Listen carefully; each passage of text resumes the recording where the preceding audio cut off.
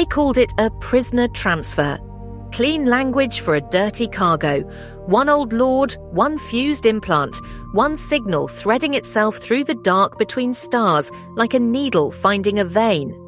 The transport ran under House Thyros colours, dark crimson hull, closed fist sigil at the prow, and it carried Lord Thyros to Aethon Prime in a reinforced cell 3 decks below the waterline of its own authority.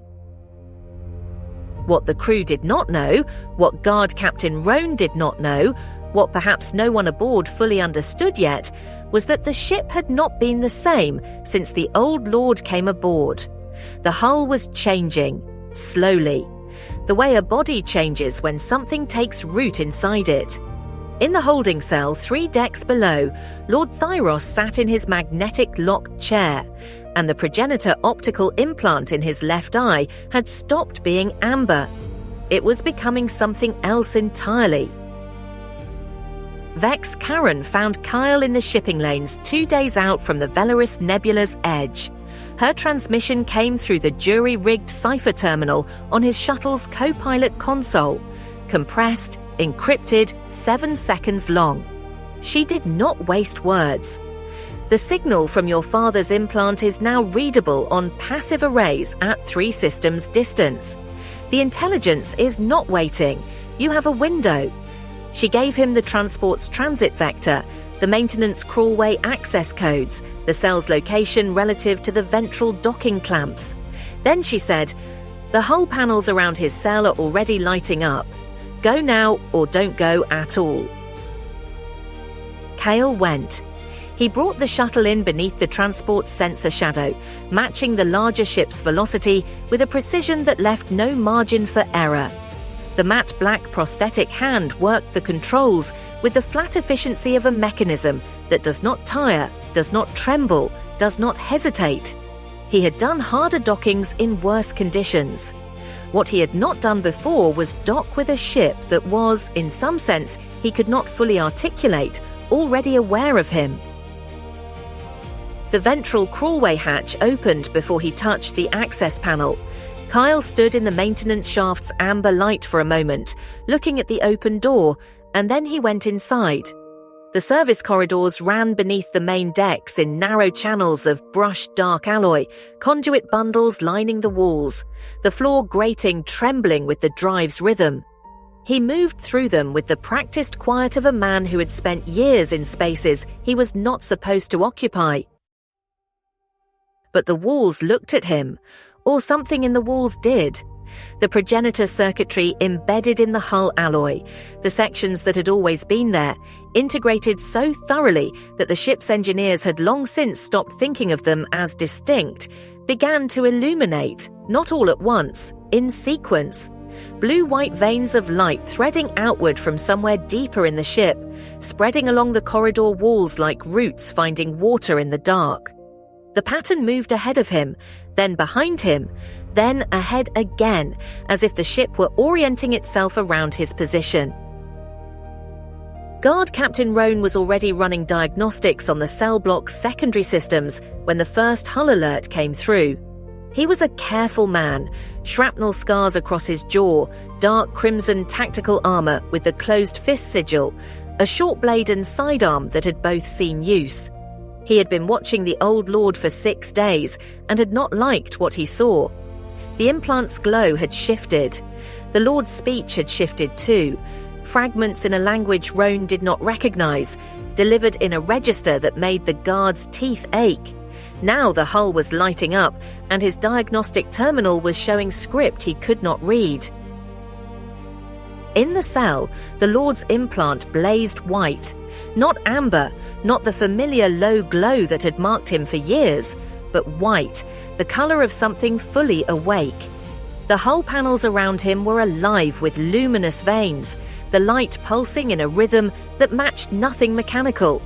The 2 guards at the sealed door had taken 3 steps back without consciously deciding to move. Then the Lord blinked. And in the space between one blink and the next, something changed in his face. The white dimmed. The amber returned, fainter than it had ever been, as if fighting to hold a frequency against interference. and Lord Thyros looked at the sealed door with iron-grey eyebrows drawn together and said, in a voice that was his own, "He is coming! My son is coming! You have to let him in." The guards did not move, the door stayed sealed.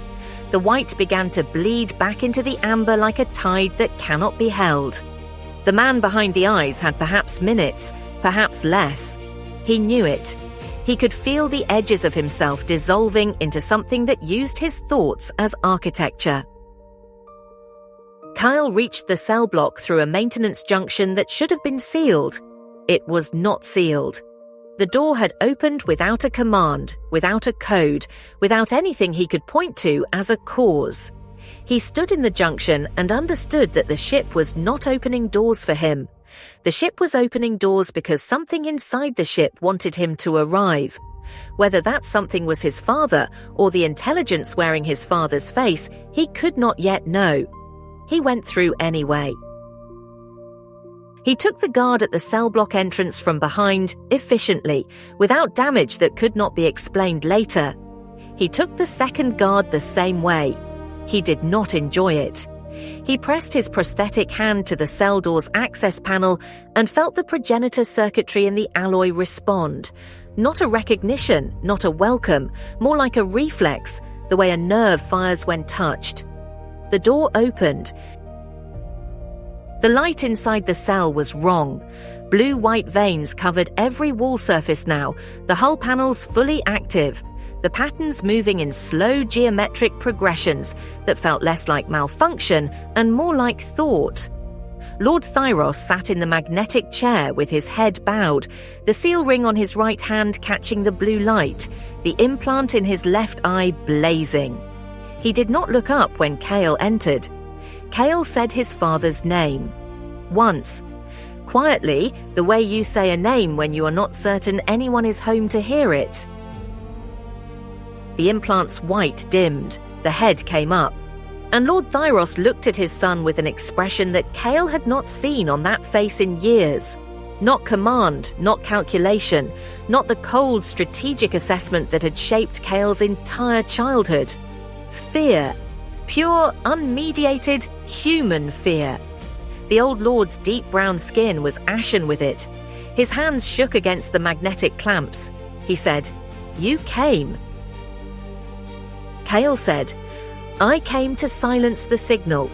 He moved toward the chair, prosthetic hand extended toward the implant's housing at the side of the lord's skull. He said, "Hold still. I can interrupt the broadcast relay without..." His father said, "Kill me."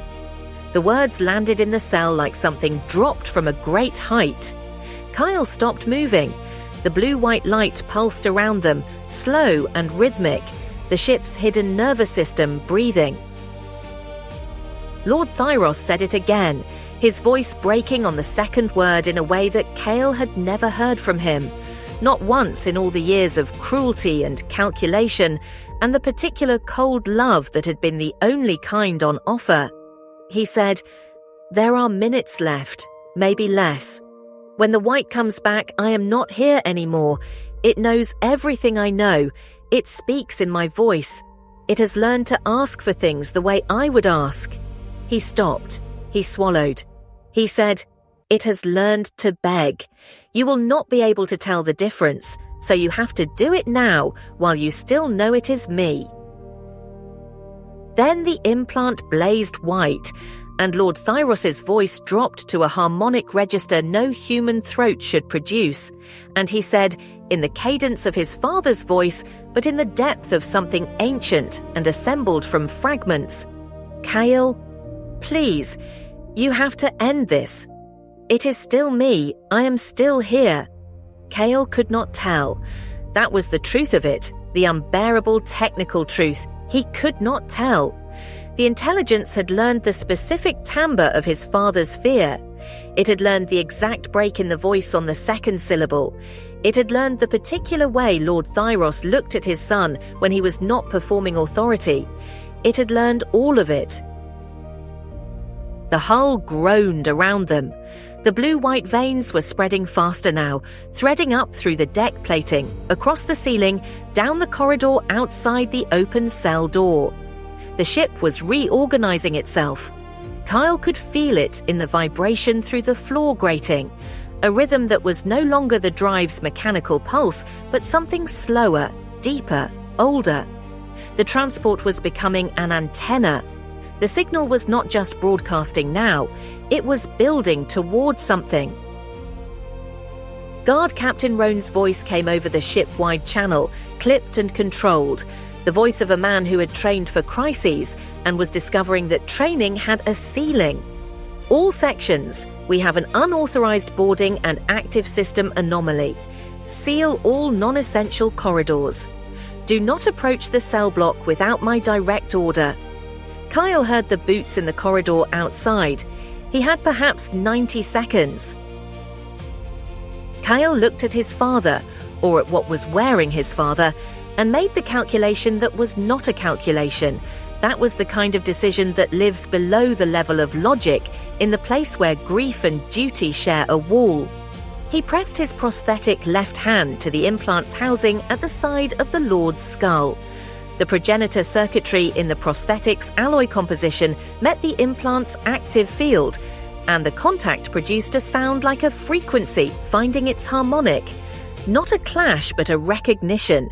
Two things of the same origin touching across the distance of 8,000 years.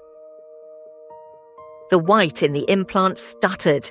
The harmonic voice broke mid-syllable, and in the gap, for 3 seconds that Kael would carry for the rest of his life as both wound and gift. Lord Thyros was there, fully there. The iron-grey hair, the deep brown skin, the amber glow of the implant at its lowest register, the eyes that were his father's eyes and no one else's. He looked at Kael's prosthetic hand against his temple, and he said, in a voice that was entirely his own, "I know you cannot be certain. Do it anyway. That is what fathers owe sons." Then he took his right hand, the hand with the seal ring, the living metal band that had authenticated every document of his authority for 30 years, and he pressed it against Kael's prosthetic forearm. Not pulling, not pushing, holding. The way you hold something you are choosing to release. Kael pressed the prosthetic hand harder against the implant housing. The alloy composition drove deeper into the broadcast relay's active field. The implant screamed. The signal spiked. Then it broke. The white went out. The amber went out. The cell fell into the blue-white glow of the hull alone, and Lord Thyros' head dropped forward, and the seal ring hand fell from Kael's arm, and the ship's groaning rhythm stuttered and slowed, and did not stop but changed, like a sentence that has lost its verb. Roan came through the cell door 30 seconds later with 4 guards and a drawn sidearm. He found Kael Thyros kneeling on the floor of the cell with his prosthetic hand at his side and his father's body still in the magnetic chair.